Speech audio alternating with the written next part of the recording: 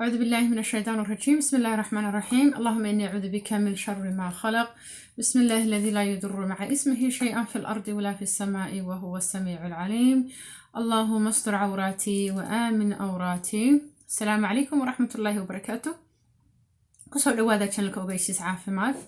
magacayga waa Sumaya Cabdullaahi. aad iyo aad baad u mahadsantihiin meel walba adduunka joogtaan aad videogan ku daawanaysaan aad waqti siinaysaan aad iyo aad baad ugu mahadsantihiin. Thank you so much. haddii aad subscribe ahayn subscribe taabta insha Allah tacaala channelkan haddii aad wax ka faa'iidaysatid aad isaga darantid in aad channel uu yahay aad wax ka faa'iidaysanaysid muhiimadu waqti haddaad wax gelinaysid inay tahay inaad wax faa'iidaysanaysid dadku inay iska joojiyaan waqtigan ay rabaan inay lumiyaan ama iska ridaan waa muhiim inaad waqtiga gelisid wax aad wax ka faa'iidaysanaysid aakhiriga adduunkaba marka channelka insha Allah tacaala haddii aad ka faa'iidaysatid subscribe taabo share CD oo dadka la sii faa'iiday oo u sii gudbi insha Allah haddaad like saartid insha Allah oo videogan ka heshaad like saartid waxa dhacaysa in YouTube dhexeeda ay ka muuqato oo dadka kale aanad garanaynin adigu aanad sii gaarsiin karin in videogani si fudud u gaadho marka insha Allah like ta saara subscribe share insha Allah biidnillah intaas kale YouTube baa ku barateen dadka oo dhan baa yiraahda laakiin faa'iidooyin badan baa ku jira aad iyo aad ugu mahadsantihiin dadaalkiina jazakallahu khairan marka insha Allah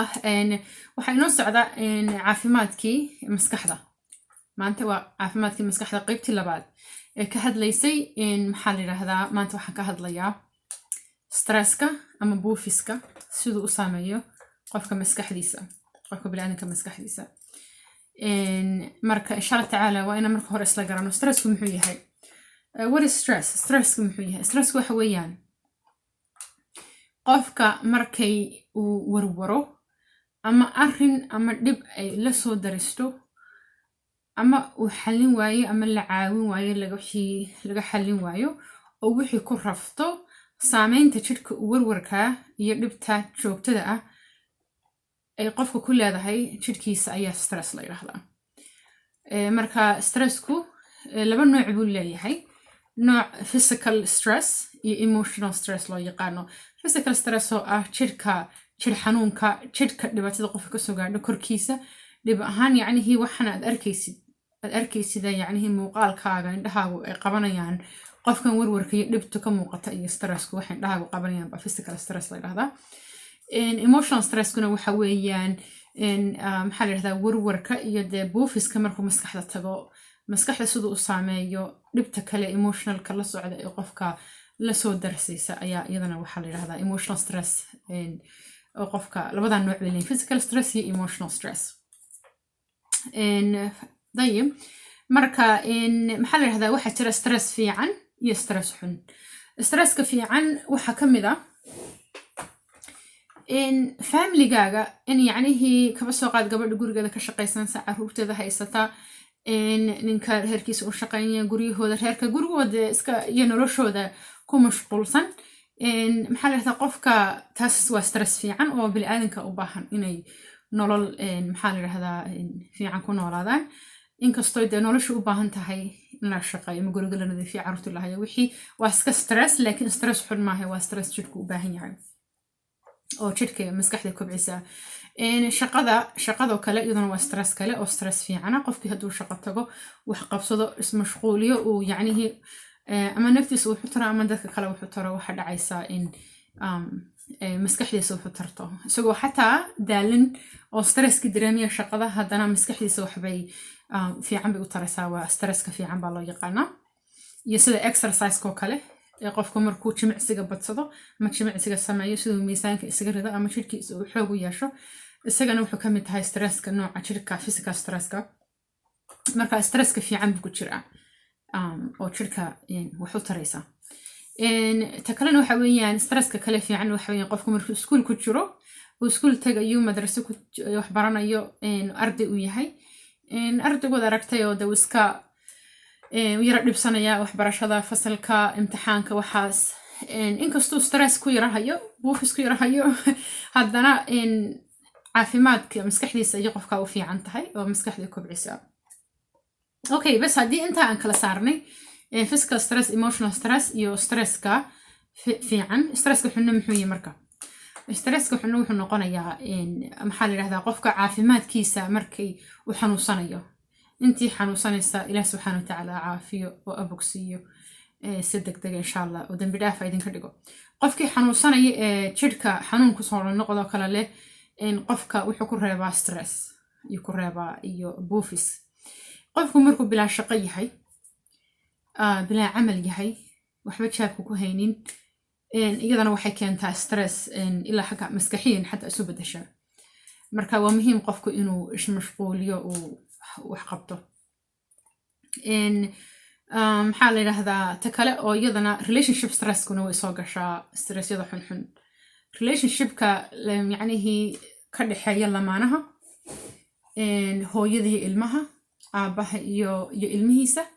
adiga iyo dariskaaga adiga iyo qofkaad u shaqaysid ama adiga iyo qofka kuu shaqeeya adiga iyo walaalada iyo faamiliga qof kugula saamaynta wuxuu keenaa stress qofka haddii uu baran waayo sida loo xakameeyo stress buu keenaa stresskaasoo qofka caafimaadkiisa maxaa la dhahdaa wax weyn u geysaa okay so maadaama maanta aan inoo yahay caafimaadkii maskaxda waxaan rabaa inaan idin tuso stresska meeshuu maskaxda maro halku maro iyo insha allah tacaala waxaan ku dhammayn doonaa xanuunada ka yimaada stresska iyo sidii lagu daweyn lahaa markaas aan soo qaadano maxaa la yidhahdaa maskaxdii baan soo qaadayaa maskaxdii yaradeeda igu taqaaneen waa tan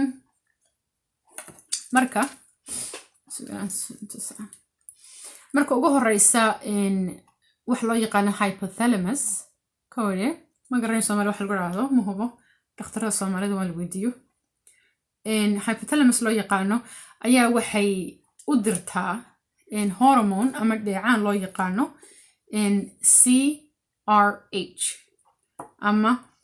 cortisol releasing hormone loo yaqaano marka hypothalamusku maskaxdi waa tan waa qofkii oo la kala gooyay okay maskaxda barhkeeda waa kan marka halkaas aad u jeedaan aan hadda qalinka marinayo saa u yaro godan ee magaceeda waxaa la yidhahdaa hypothalamuska iga dhacay hypothalamuska ayaa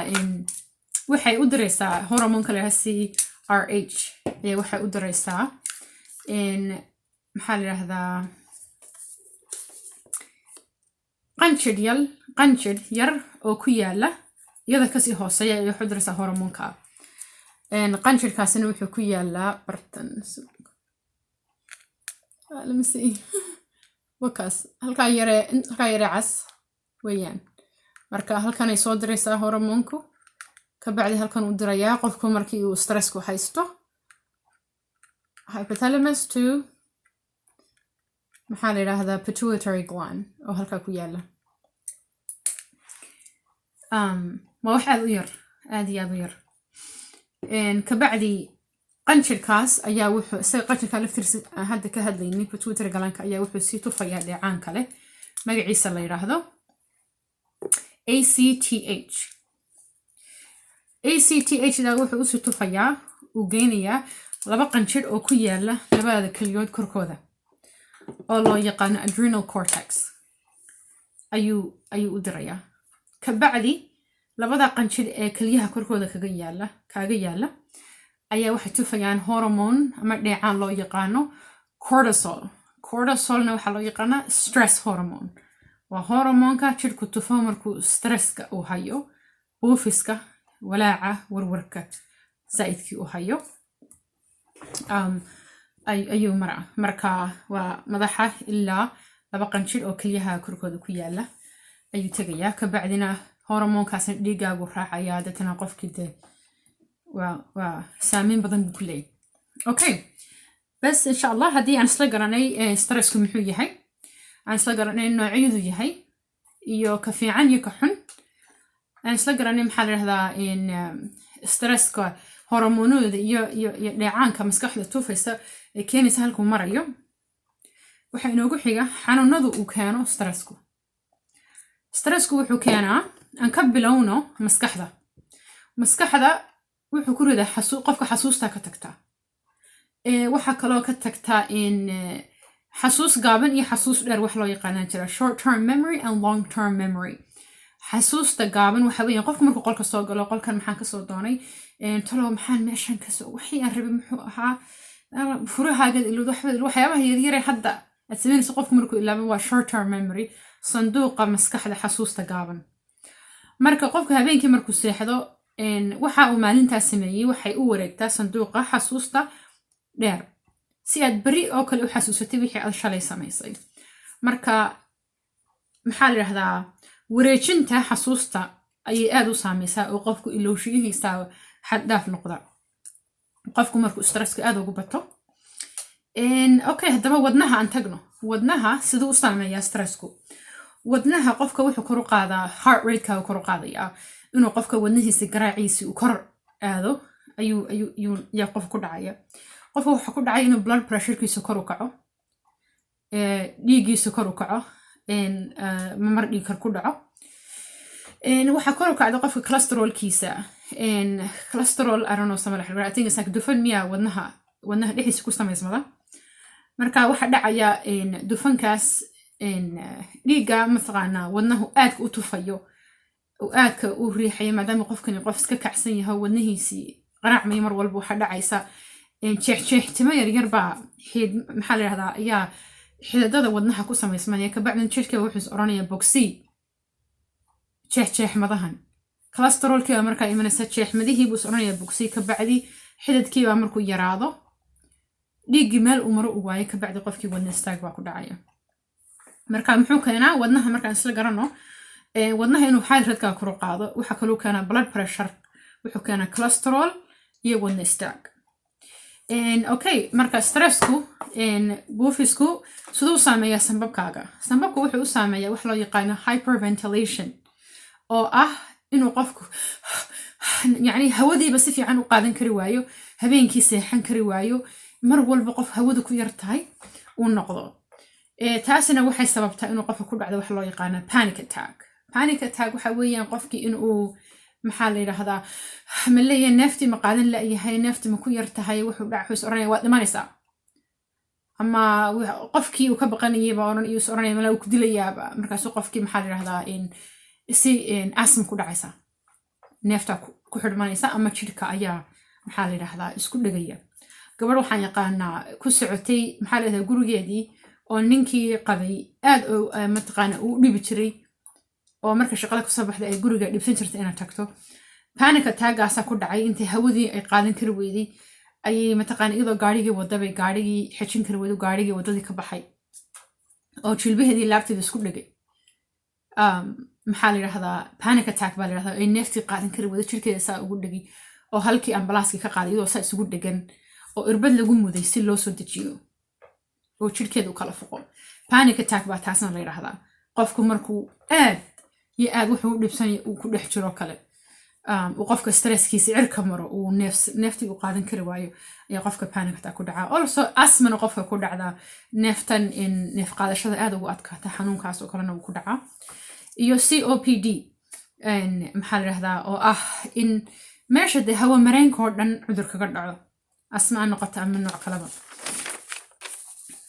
okay maxaa marka ay caloosha siduu stressku u saameeyaa caloosha stressku wuxuu u saameeyaa in uu qofka cuntada badsado hormoonka cuntada kuu sheegaysa inaad aragtay ayaa qasmata hormoon waxay jirta maskaxdu soo tufto oo caloosha u sheegto qofku markuu dhargo qofku markuu stresska hayo taasi way qasmataa marka qofkii cuntada aad u badsadaa qofka haddii cuntada aad u badsado ana waxa dhacaysa inuu qofkii aad u naaxo uu baruur badan yeesho uu yani aad u cuslaado waxa kale keentaa weight gain iyo maxaa la yiraahdaa overeatingkaas